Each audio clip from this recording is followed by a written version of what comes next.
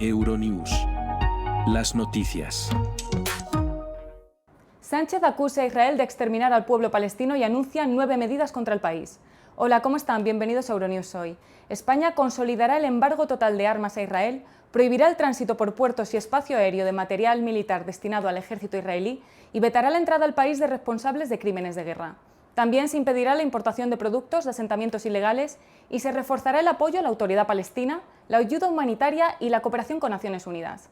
Sánchez mantiene que Israel no está defendiéndose, sino exterminando a un pueblo indefenso, y afirma que España estará en el lado correcto de la historia.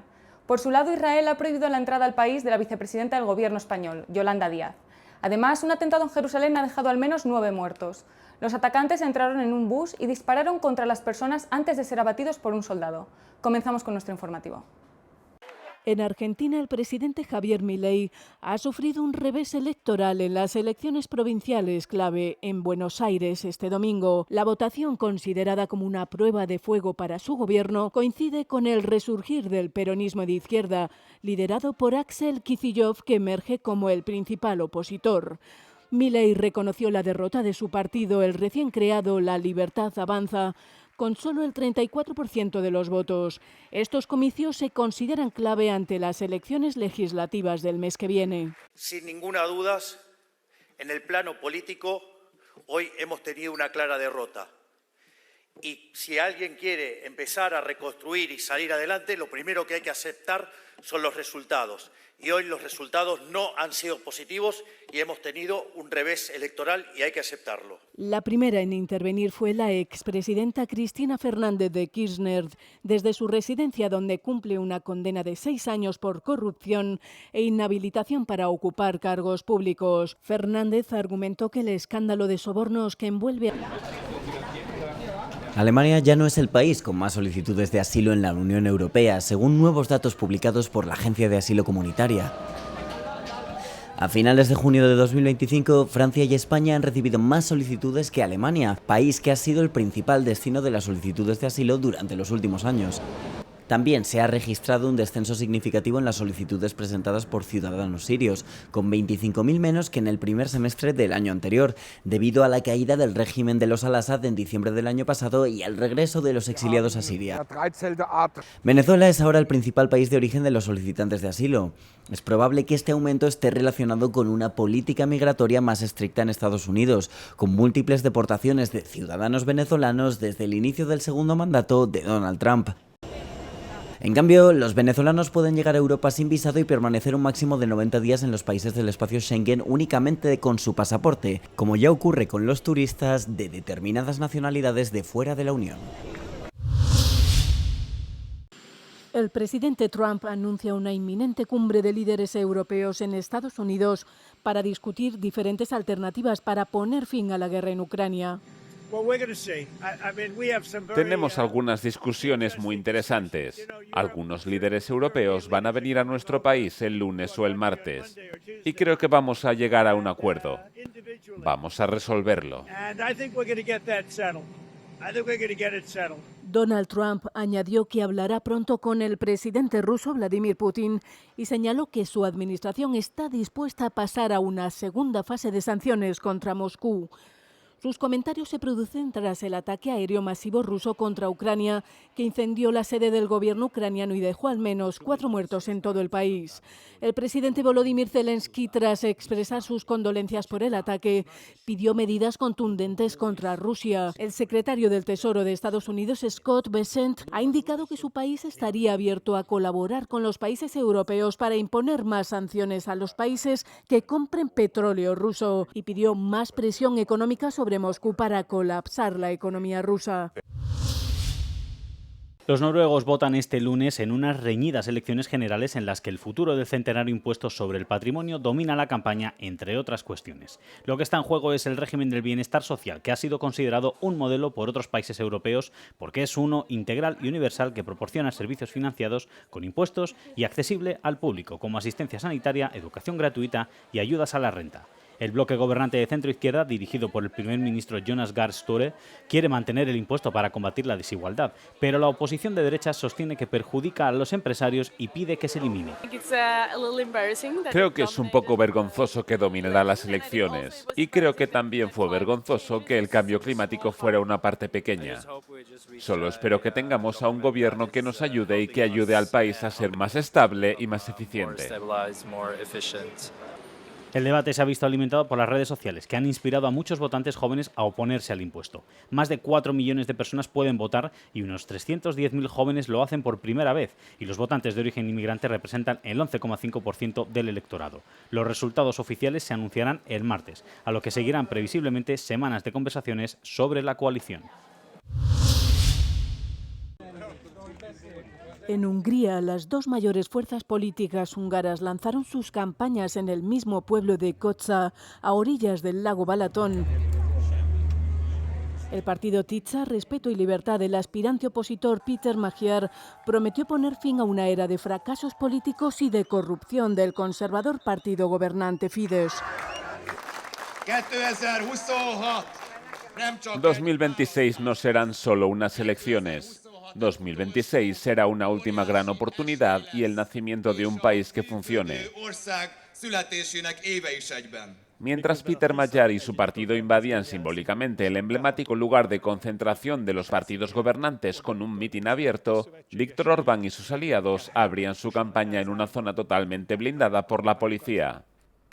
Mientras Péter Magyar abordaba cuestiones de economía y política nacional, el discurso de Viktor Orbán se centraba en la geopolítica internacional, que según el mandatario está configurando la situación de Hungría. Orbán hizo hincapié en la capacidad de liderazgo de su gobierno. Nuestro país necesita una capacidad de liderazgo especial. Si tenemos un gobierno estúpido, nos arruinaremos. Hungría celebra elecciones parlamentarias en abril de 2026.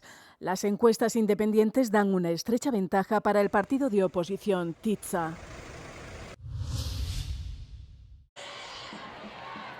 Decenas de miles de manifestantes se reunieron el domingo en Bruselas para protestar contra el gobierno israelí y trazar una línea roja simbólica para Gaza. Reunidos en el corazón de la Unión Europea, los participantes pidieron a los Estados miembros de la UE que impongan sanciones firmes contra Israel.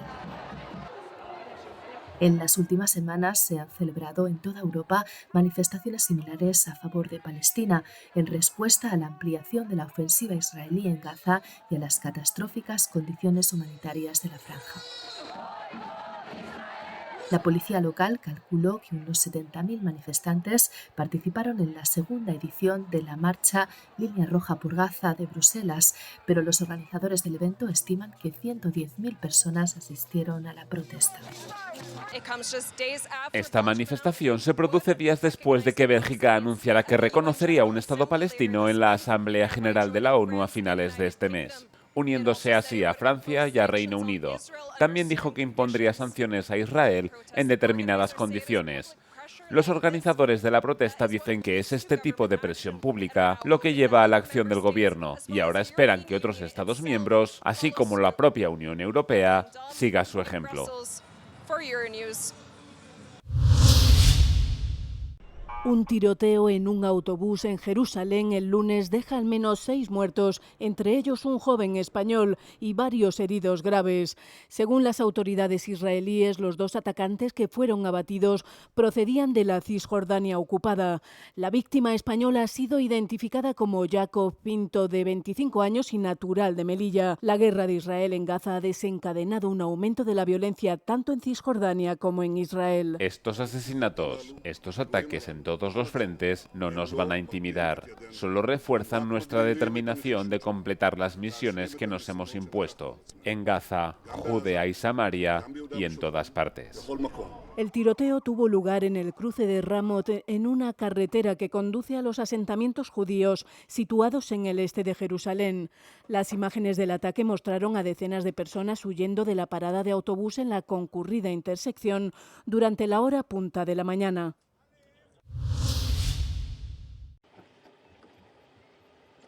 Un delincuente buscado que llevaba casi 4 años huido con sus 3 hijos en Nueva Zelanda murió el lunes por disparos en un enfrentamiento con la policía, según las fuerzas del orden. Tom Phillips y sus hijos habían desaparecido en diciembre de 2021, internándose en la remota campiña mientras los investigadores rastreaban la zona densamente boscosa donde creían que se escondían los 4. Uno de los niños estaba con Phillips en el momento del enfrentamiento y los otros 2 fueron encontrados en el bosque horas después del tiroteo. Nos hemos encontrado con ellos en la ubicación que nos han proporcionado. Hemos tenido comunicación con ellos y nos hemos puesto a salvo.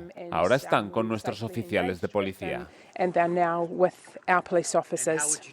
Un agente de policía recibió un disparo en la cabeza y resultó herido de gravedad y está siendo operado en el hospital. El caso ha fascinado a los neozelandeses durante años y la policía ha hecho regularmente llamamientos infructuosos para obtener información. Phillips no tenía la custodia legal de sus hijos y las autoridades afirmaron que no habían tenido acceso a la educación formal ni a la atención sanitaria desde su desaparición.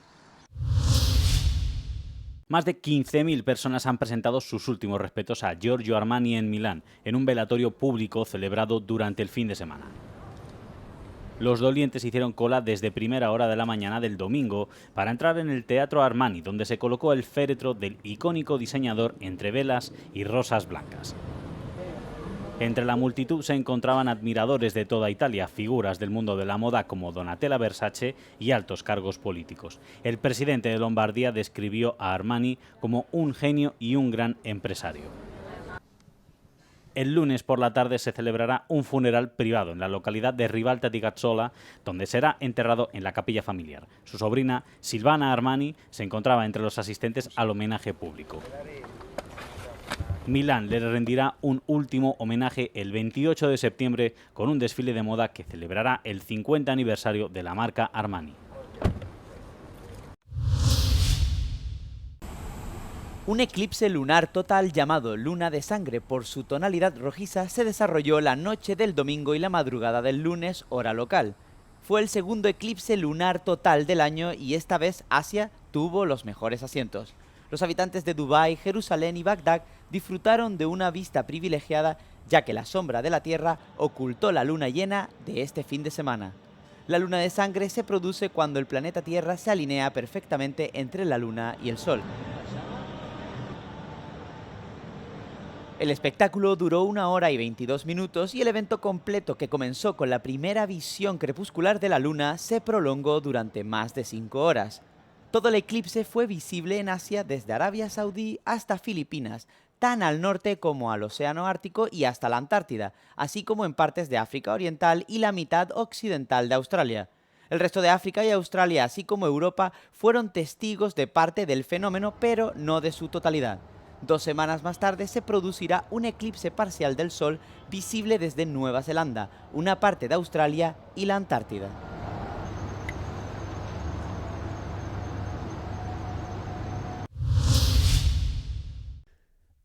¿Cómo ven los ciudadanos de la Unión Europea su futura ampliación? Más de la mitad de los encuestados de la Unión Europea están a favor de una ampliación del bloque y casi 1 de cada 10 está muy a favor. Suecia, Dinamarca y Lituania se encuentran entre los Estados miembros con la tasa de apoyo más elevada. El apoyo también es especialmente alto entre los jóvenes, ya que cerca de 2/3 de los encuestados de entre 15 y 39 años creen que los candidatos potenciales deberían adherirse a la Unión Europea una vez cumplan los criterios necesarios. La mayoría también cree que su propio país se beneficiaría de una ampliación. Entre las ventajas más señaladas se incluye una mayor influencia de la Unión Europea en el mundo, un mercado más amplio para las empresas, más oportunidades de trabajo y más solidaridad entre países. Al mismo tiempo, los encuestados expresaron preocupaciones sobre una posible futura ampliación de la Unión Europea. El mayor factor negativo es la inmigración no regulada, con un 40%, seguido por la corrupción, con un 39%, y los costes financieros para los contribuyentes, con un 37%.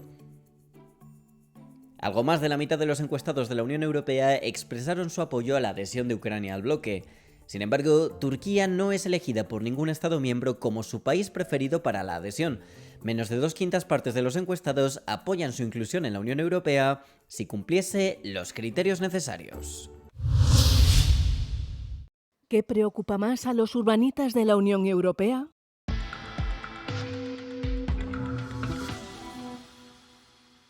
El 75% de los ciudadanos de la UE vive en ciudades y zonas urbanas, cifra que aumentará al 78% en 2050. Las ciudades europeas son motores vitales del crecimiento económico, la innovación y el empleo. Pero una reciente encuesta del Eurobarómetro ha puesto de manifiesto que las poblaciones urbanas están cada vez más preocupadas por cuestiones locales clave. Para el 51% de los urbanitas, la vivienda asequible es un problema inmediato y urgente. El problema es más acuciante en Irlanda, Chipre y España.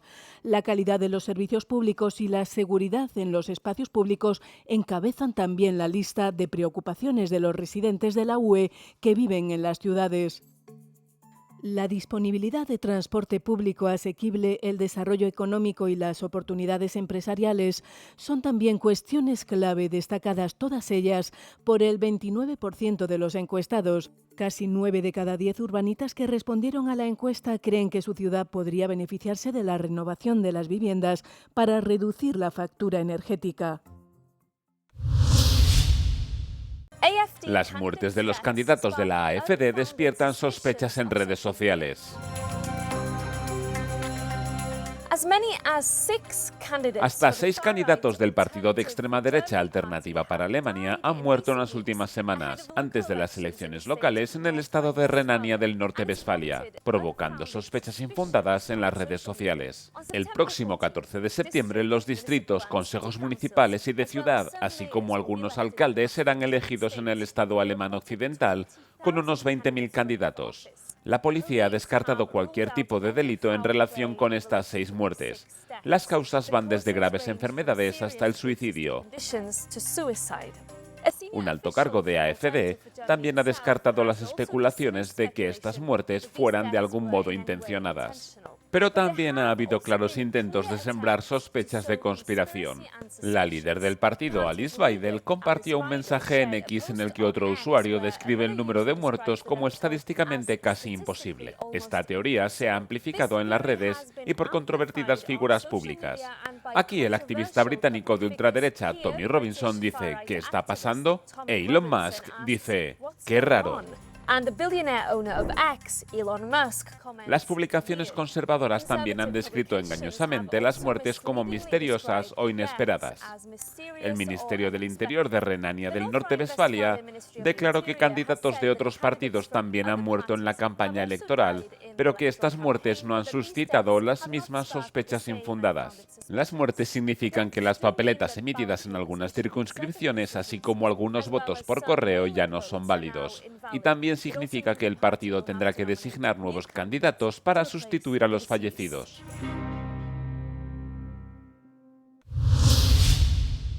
¿Está Francia preparándose para la guerra en 2026?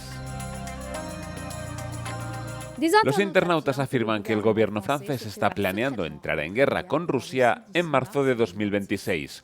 Como prueba transmiten un artículo publicado por el periódico satírico Le Canard Enchaîné. Otros van más allá y sugieren que el presidente francés Emmanuel Macron podría entrar en guerra con el fin de cancelar las elecciones de 2027. Estos rumores causan inquietud en el contexto del conflicto entre Rusia y Ucrania, que sigue en curso desde hace más de 3 años.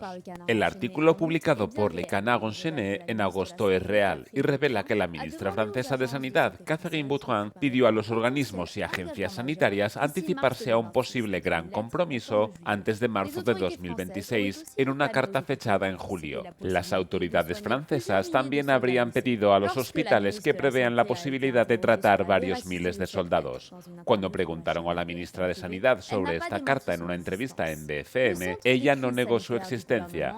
El Centro de Crisis Sanitaria del Gobierno comentó a Euronews que preveía los diversos riesgos que podrían afectar al sistema de salud francés. Según las autoridades sanitarias, la hipótesis de un gran enfrentamiento consistiría en hacer frente a un potencial alto número de víctimas procedentes del extranjero. Las instrucciones emitidas por las autoridades francesas parecen ser medidas preventivas y no una preparación activa para la guerra. En cuanto a las acusaciones de que Emmanuel Macron está buscando secretamente un conflicto con Rusia, van en contra de su postura pública.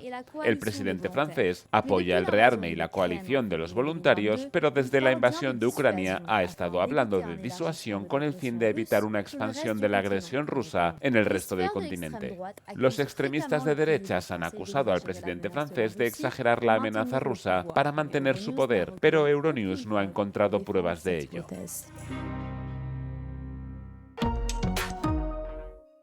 Hasta aquí las noticias, gracias por seguirnos. Ahora les dejamos con el tiempo. Como saben, pueden mantenerse informados a través de nuestras redes sociales y nuestra página web.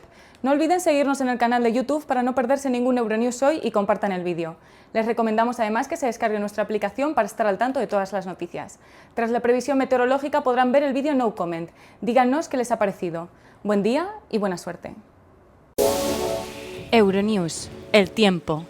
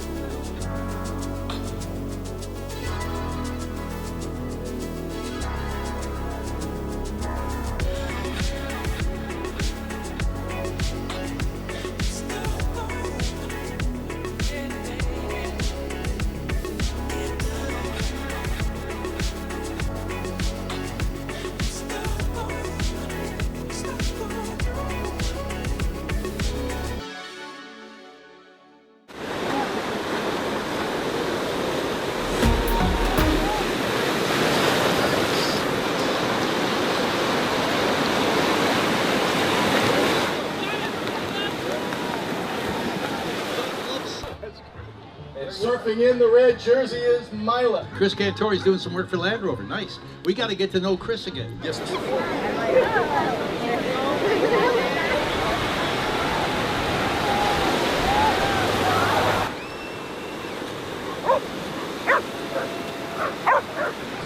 to remind everybody on the beach what the judges are looking for in these heats.